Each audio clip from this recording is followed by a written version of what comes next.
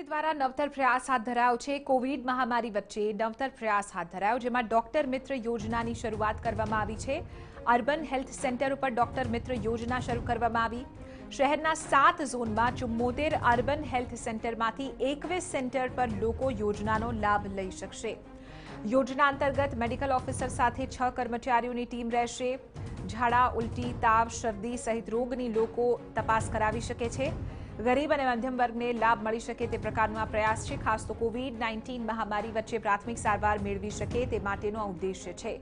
કોરોનાના લક્ષણ જાણી નિદાન કરાવી શકે તે માટેનો આ પ્રયાસ મુખ્યત્વે રહેલો છે।